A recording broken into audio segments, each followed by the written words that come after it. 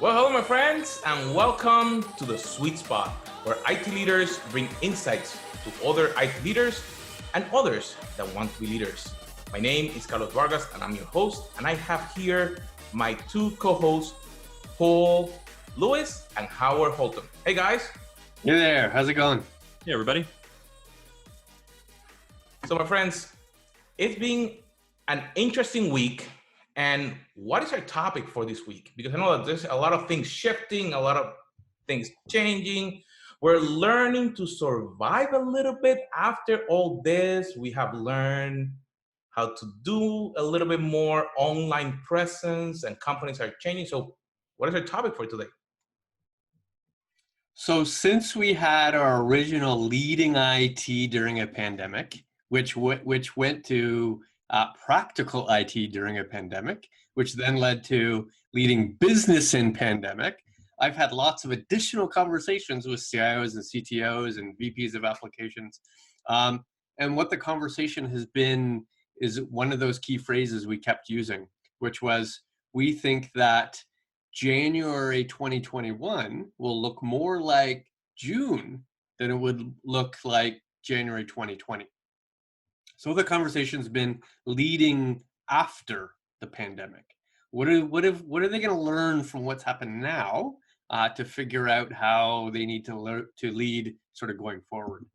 And which brings me to an interesting series of YouTube videos I've been watching recently, which is all on the survivorship bias, right? And to put it another way, it's just the winners writing the history books, right? Essentially saying that I'm going to evaluate my future success, or I'm going to determine what's successful based on just looking at the successful people, which is interesting, but not as valuable as looking, in fact, at as failure, as the mediocre, and as the successes. Because if you just look at the success, the potential is that you're just looking at the winners, and even worse, that you're just looking at the super successful, the 5 billionaires or multi-billionaires in the world.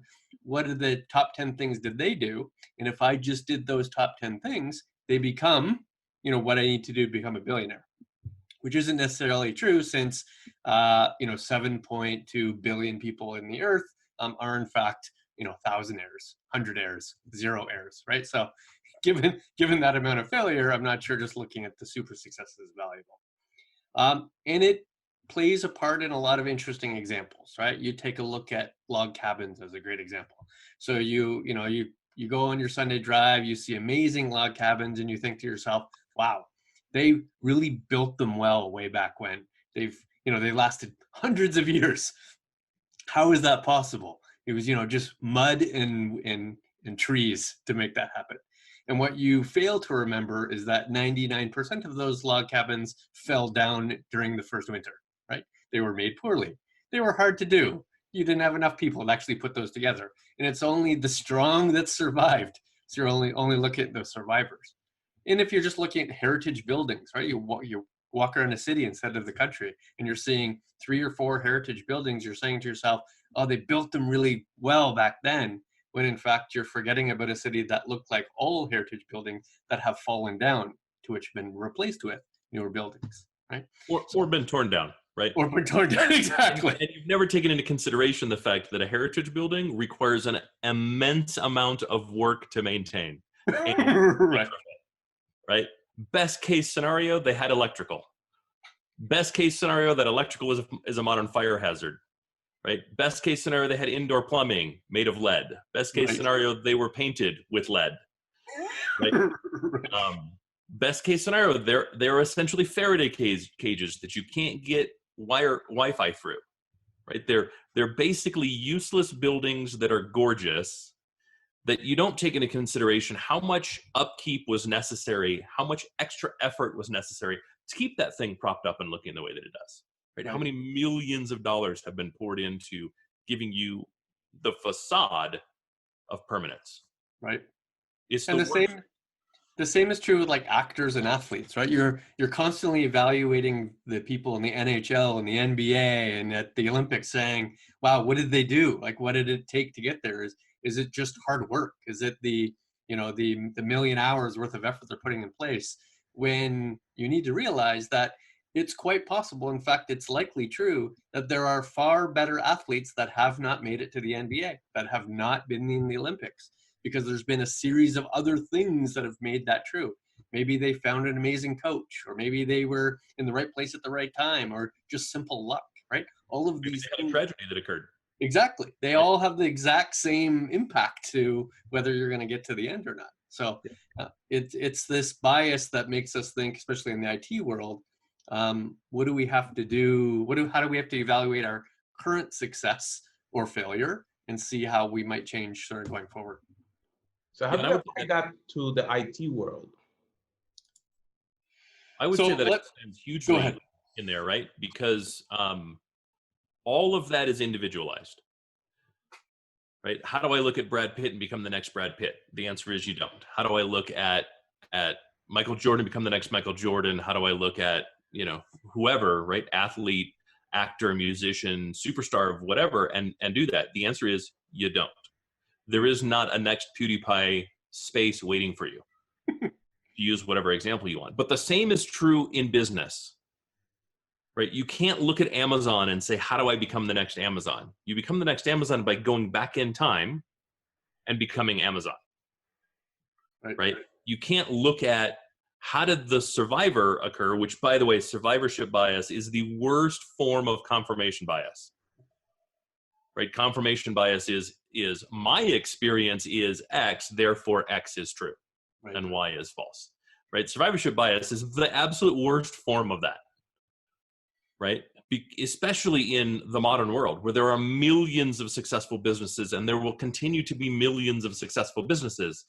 To look at the superstars and say that's the model moving forward is crazy. That was the model that worked for that particular company at that particular time that allowed them to survive where others did not. It is not, by far not the only model. And it's entirely probable it's not the best model, just in general. And it's almost guaranteed it is not the best model for you. Right? Amazon being the worst possible example of what you should do and being the best possible example of survivorship bias, because Amazon has spent 20 years, literally, I think they're in their 20th year, right? Perfecting two things that everyone really should focus on, but it has taken Amazon 20 years of maturity to get to where they are, right? They are the best supply chain logistics company in the world. We could argue it, but for all intents and purposes, right? And the best technology company in the world. And they've adopted the kind of agile lessons of technology throughout the entire business. I always say it took them 90 days to go from idea to delivery on Prime. Someone thought up Prime in a meeting. 90 days later, they had Prime on the website. People signed up, products shipping with Prime. Right. Nobody else could do that. Yep. Right. Yep. And so to think that they're the model that you need going forward, maybe if you're a logistics company, I mean, there are lessons to be learned there for sure, but they're not the model. How many billions of dollars in cash were they sitting on when this whole thing started? How overcapitalized were they? How overcapitalized is Apple? Right? How overcapitalized is Microsoft? Do you have the ability to sit on 60 billion in cash waiting for things like this to occur? If you do, great, but you're probably not in the intended audience because you probably are a survivor helping to write the history books. And we can tell in real time because these technology companies just released their financials, right? So Microsoft just today made as much money as they expected to make. They lost no ground in any one of their product sets because that's how they deliver their services. As in the cloud or in the GitHub, Azure, Office productivity, all made the amount of money they expected to make.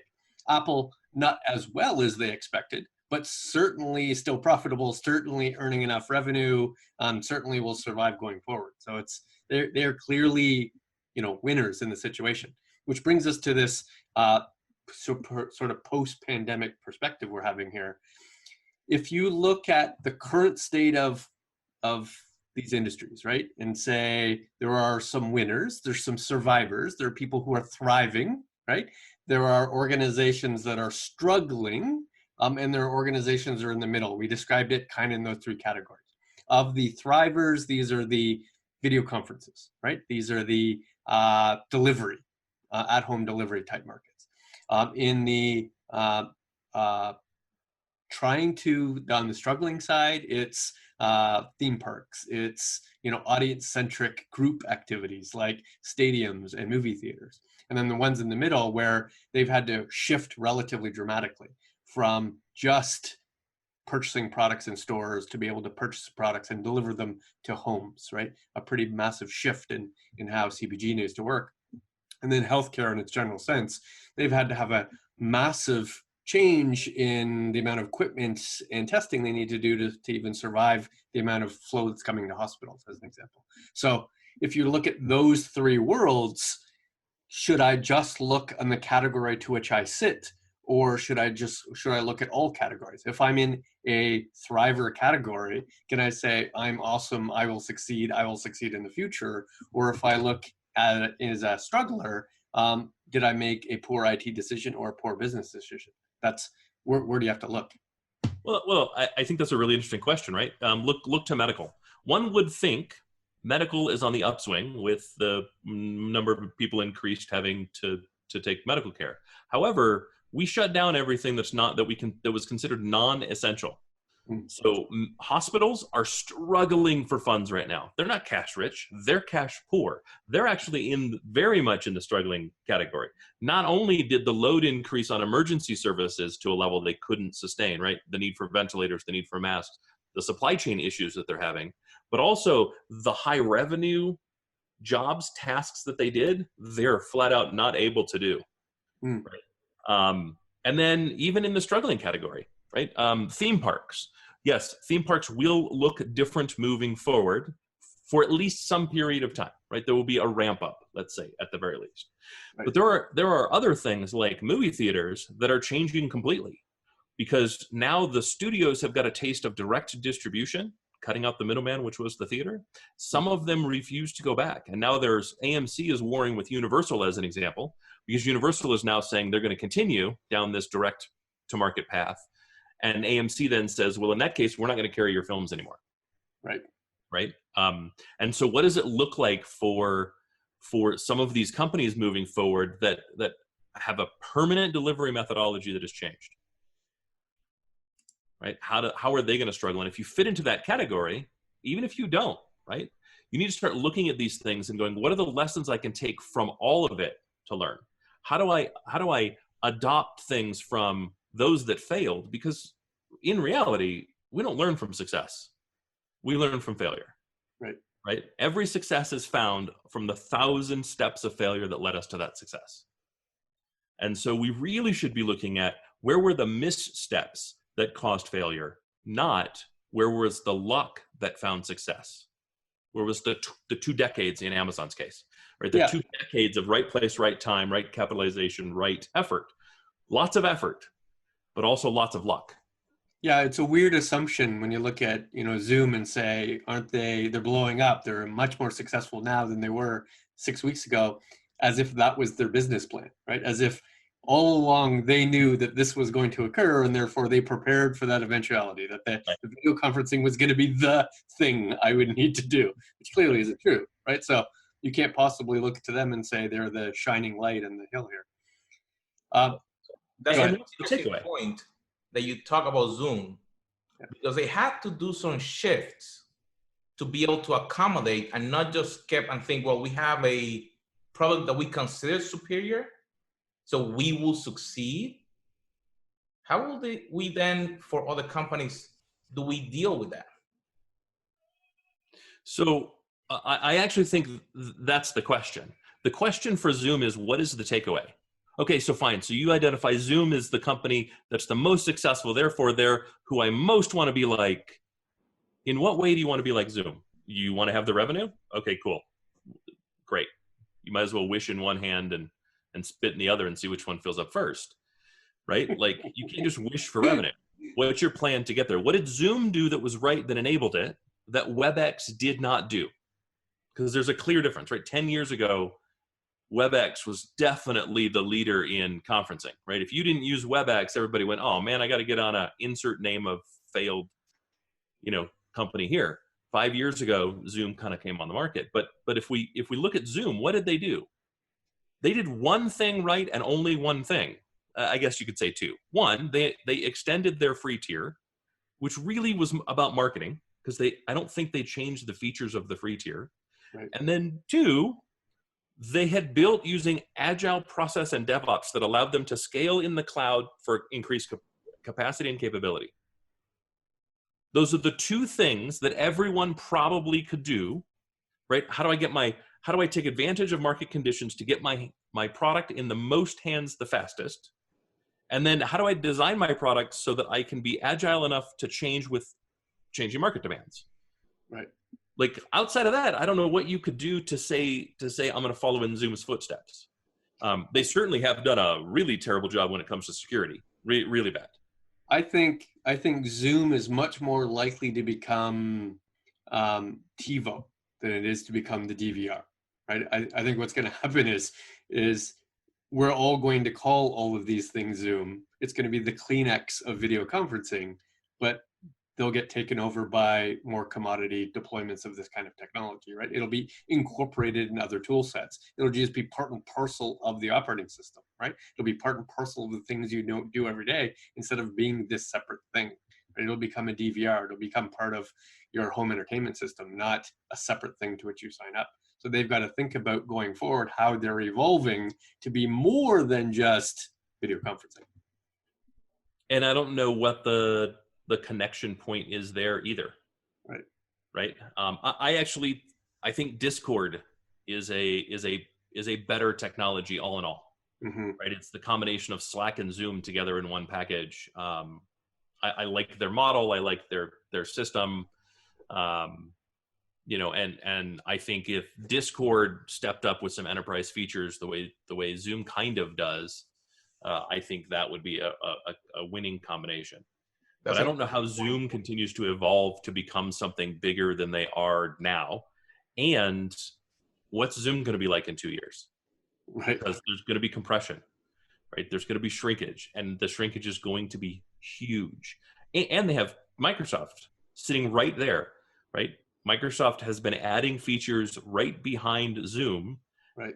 And during the pandemic, they started clearing their backlog. Like it was like all of a sudden Microsoft said, features, everything that's been backlogged, just take a bunch of developers and kill it, knock it out, because we want to stay as close to parity with Zoom as we can. We can't allow market recession.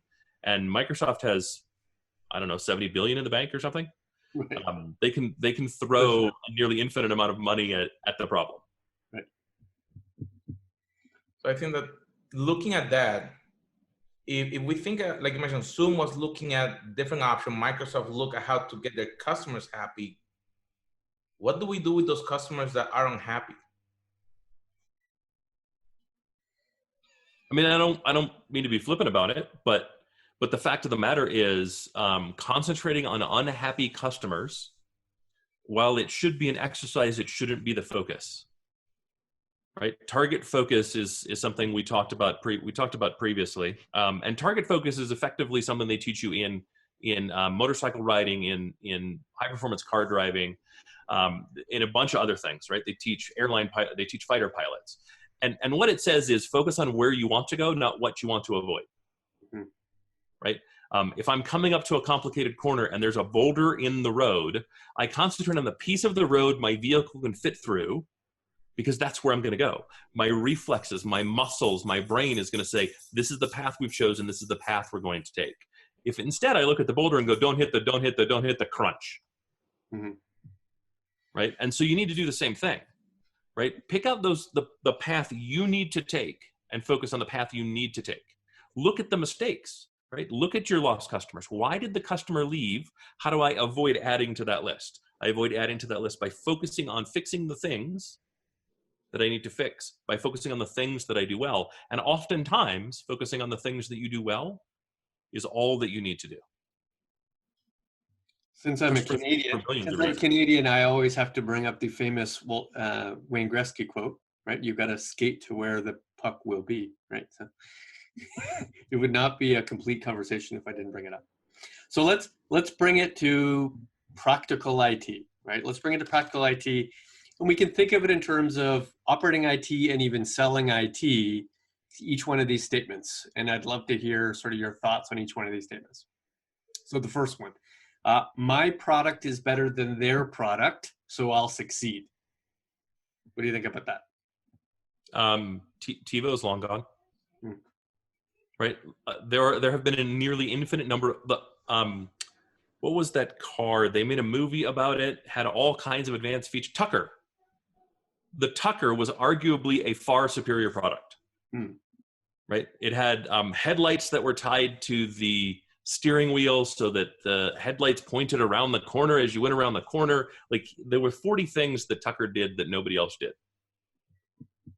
Right? There are an infinite number of examples of companies that had the better product that failed.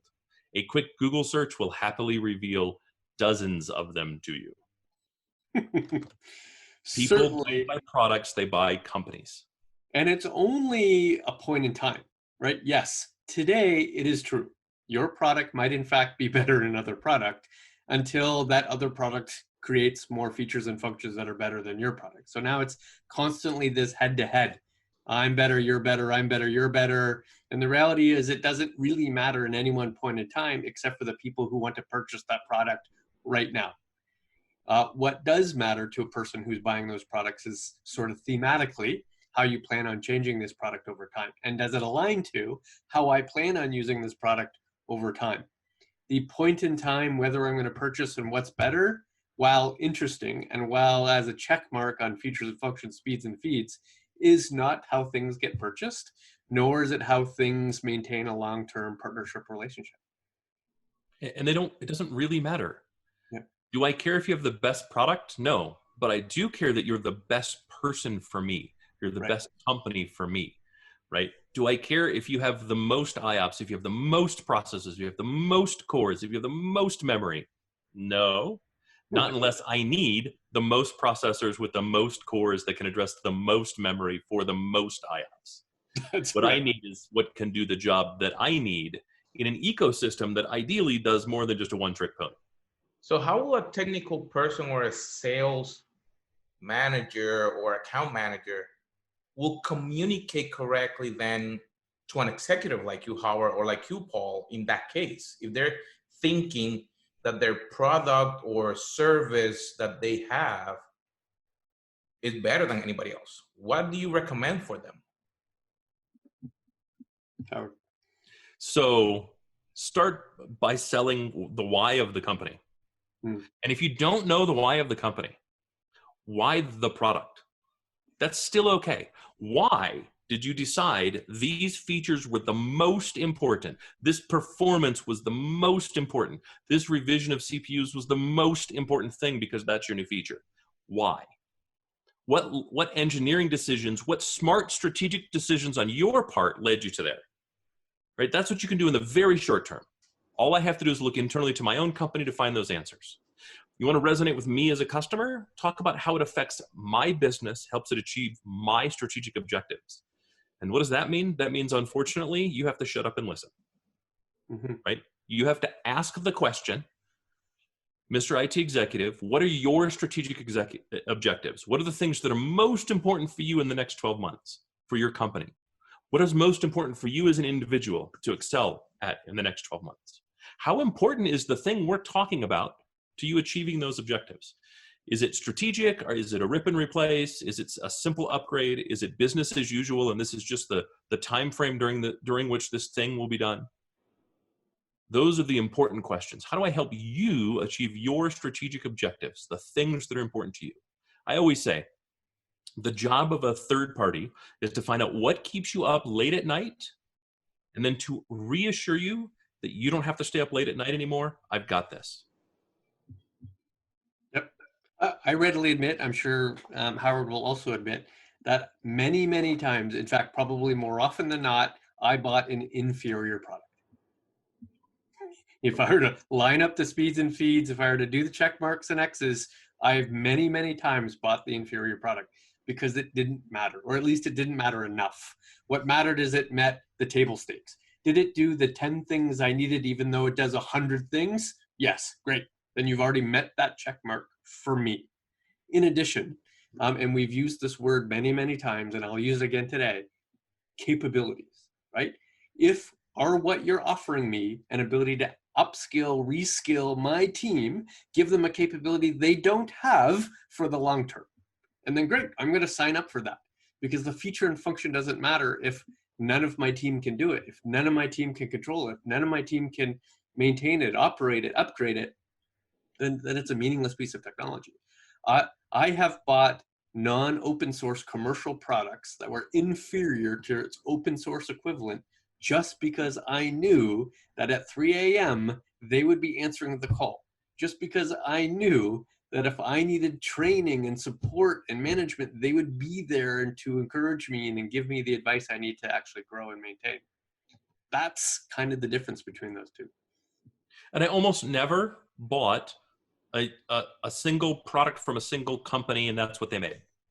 Right. Right. I bought from a company that had a portfolio. And Right. no, every item was not the best thing in that portfolio, but I knew I wasn't adding a phone number, a relationship, a support path to my Rolodex. Not that we keep Rolodexes, but to my Rolodex for one thing. I tried to avoid that like the plague, because all that does is add complexity and it adds finger pointing, right? I want a portfolio from a company that's going to add those capabilities and that's going to have a long-term relationship. And then, frankly, it's easy. Now there were exceptions, but it was where the portfolio simply lacked the capability. Right. And then it was short-term, because every single time that I bought something to fill that gap was filled by the company in their next revision, Mm-hmm. right? Their next life cycle, their next growth, whatever it happened to be. Yeah. Buying futures isn't that bad. It all depends on how important that feature is now. And if it can wait because you think it's going to come later, there's no reason why you can't buy into that future. It's fine. Howard, have you bought any product that has fulfilled 100% of your requirements today? How often is that true? That whatever you buy is fulfilling 100% of what you need to, it is the perfect product for you. Neither professionally nor personally. Right, exactly. We're always buying on futures. It simply isn't possible unless I built it myself for it to work exactly the way I need it to work. That's just how it works, right? Even Commercial product. Exactly the way. Like, let's be honest. Even when you built it yourself, all that meant was you got the interface you wanted with error messages you still didn't understand. Right. I was still going to production with a bunch of problems right. that I wasn't going to fix. Right. Okay, so number 2, because just as important, but it's on the back end instead of the front end.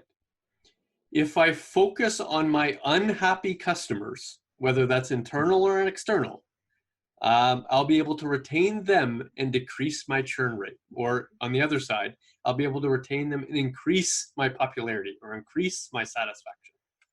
Your thoughts on that? That is the second worst thing I've heard, other than survivorship bias to begin with. That's like saying, I'm going to convert everyone, I'm going to post random things to the internet. Then everyone that has a negative comment, I'm going to focus 100% on making them positive. Right. So then I can just do what makes people who don't like me like me. Right. Why don't you figure out why people really like what you're doing? Go for your fans, and then see how many more of those fans exist in the market and go after them. Because they're the ones that already like you. Right. Right? People are going to dislike you for a myriad of reasons. Thousands of people are going to dislike your product because they don't like the faceplate, or they don't like the color and font choice you made on the GUI, right? They're not going to like your choice of button placement for the user interface. And while it is entirely possible you made bad UX decisions, it's also entirely possible that they're just disagreeable. Or they're not disagreeable, they just want it done a different way. They don't like your translation of English to French. Right. Don't concentrate on that. Figure out who really likes you, why they really like you, and then figure out how to get more people like that to buy your product. Yeah. It's an infinitely smarter way to go about it. And that's how you find success. It's this whole customer segmentation, right? Don't look at your customers as one big bucket of people. You've got to look at customers that are extremely happy with you, somewhat happy, give or take you, and then detest you completely, right? It's a lot of categories, and then from those categories, do I want to place my biggest bet? Do I want to grow the bucket of people who love me, or grow the bucket of the small portion of people who hate me? Right? Where do I want to spend my time and energy? Yeah, a mentor of mine years ago said something that stuck with me. She said, "I have no interest in employees. I don't want satisfied employees." She said, "I want raving fans. Raving fans will recruit other people for you." Right. Right? So in your example, I would go after the first two buckets. I would go after the people who absolutely love me and the people who like me. How do I move more of the people who like me to the love me column, and how do I get more of the people who love me? Right? Because everybody else is always going to be a struggle. And I don't want to lose those first two buckets at all.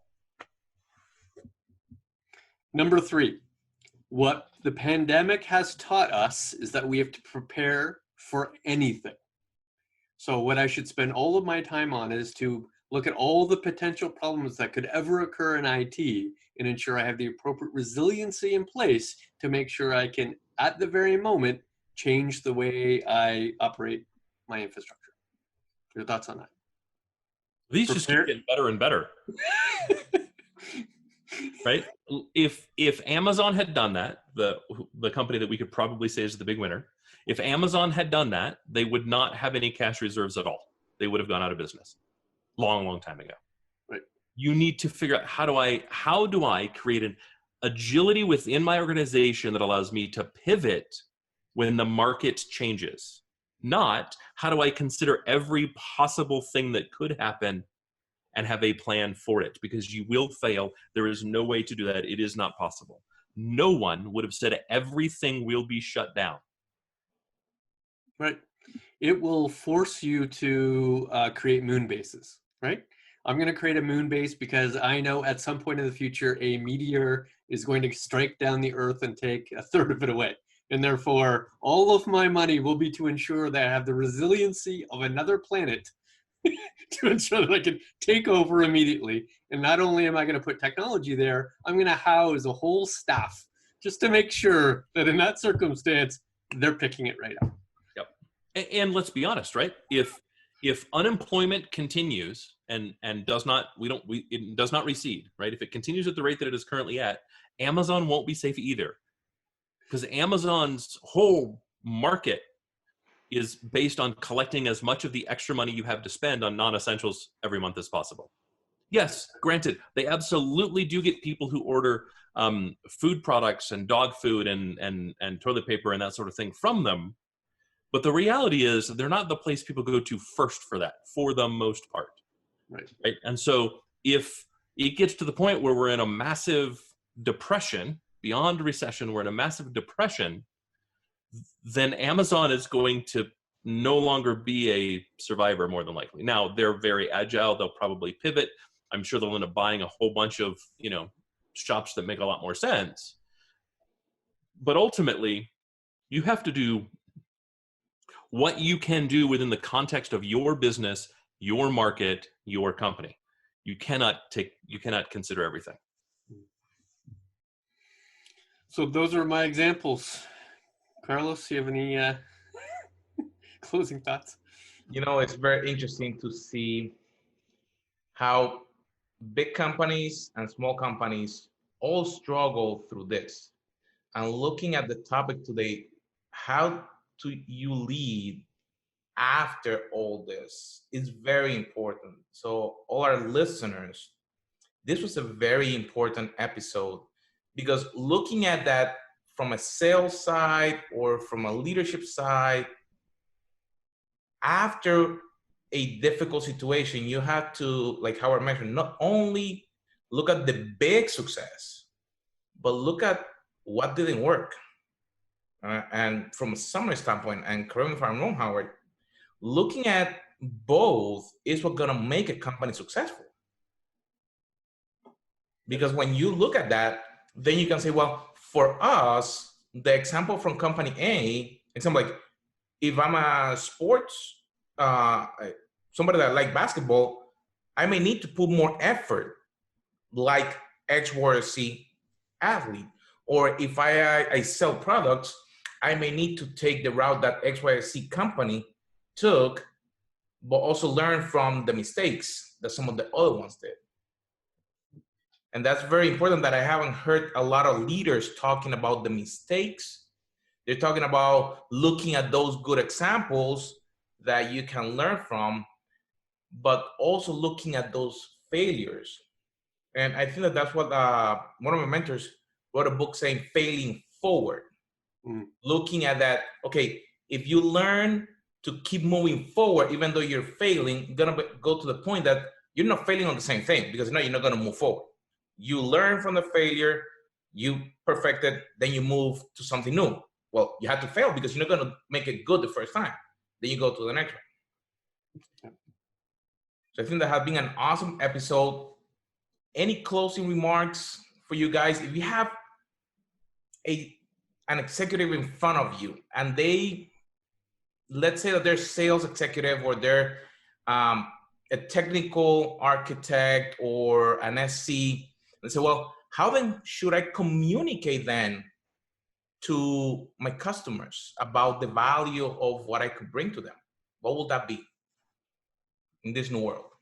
So I have a final thought. It's unfortunately not to answer that. It doesn't answer that question. But the big takeaway for me is you can see a thing, you can hear a thing, you can learn a thing. But until you experience the thing, you will not understand it. Right? We thought we had good plans for catastrophe. All of us did, right? Sure. But none of us ever thought all of us would be home. All of us worldwide would be in a catastrophe at the same time. Now we've experienced it. Now we actually understand what business continuity means to each of us individually. Now, look around. Look at your peers, look at your competitors, look at those that have succeeded and those that have failed, near to you and distant from you. What are the lessons contained within each one of them? Look at each one of your competitors and pick out one lesson, good or bad, and try to figure out how you can utilize that and turn it into a win for yourself. Agreed. We've hit a potential extreme. We've all had plans. What's going to happen if my single data center went out or my single office had a fire? Well, this is much, much worse than that. And we've sometimes succeeded, sometimes didn't succeed, but we can learn a lot from those successes and failures. And you've got to evaluate both sides of that equation. And even the one in the middle, where I've had to change what I've been able to do and been more successful. You've got to look at all that now that we've seen the extreme. Well, it's been an awesome episode, my friends. This is the sweet spot. As always, make sure that you press the subscribe button on all of our platforms.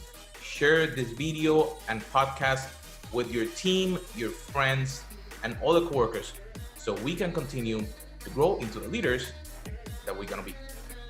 Have a good day.